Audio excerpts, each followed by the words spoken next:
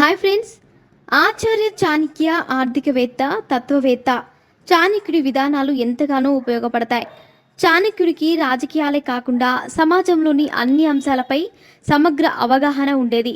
ఈ జ్ఞానం ఆధారంగా చాణక్య నీతిలో మానవ జీవితానికి సంబంధించిన ఆచరణాత్మక విషయాలను అందించాడు. చాణక్యుడి విధానాలు మానవులు మంచి చెడులను వివరిస్తాయి.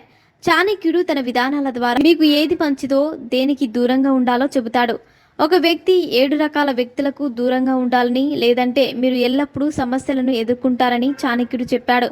ఎవరిని పట్టించుకొని వారు మూర్ఖుడైన శిష్యుడికి సలహా ఇవ్వడం వల్ల ప్రయోజనం ఉండదని ఆచార్య చాణక్యుడు చెప్పాడు. వారు చేయాలనుకున్నది మాత్రమే చేస్తాడు.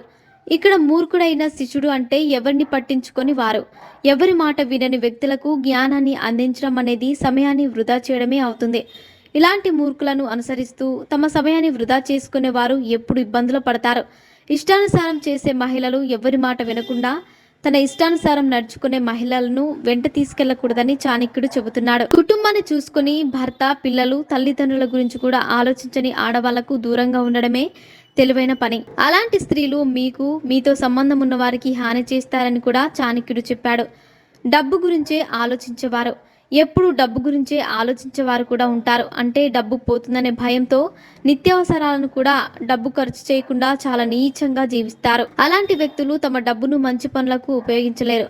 వారికి ఎల్లప్పుడూ సమస్యలు చుట్టుముడతాయి. అలాంటి వారి డబ్బు వారి మరణానంతరం ఇతరులకు ఉపయోగపడుతుంది. డబ్బు గురించి మాత్రమే ఆలోచించే వారిని ఎప్పుడూ ఉంచుకోవద్దు అంటాడు చాణక్యుడు. ఆచార్య చాణక్య ప్రకారం సమస్యలను వివరించే వ్యక్తుల నుంచి దూరంగా ఉండాలి.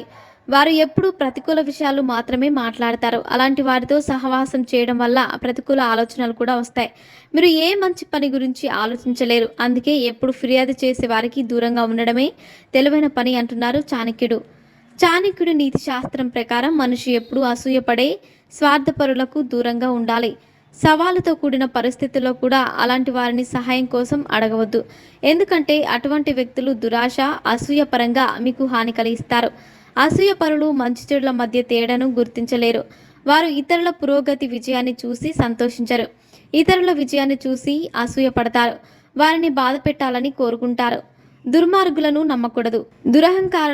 దుర్మార్గులను గుడ్డిగా విశ్వసించకూడదని చాణక్యుడు చెప్పాడు.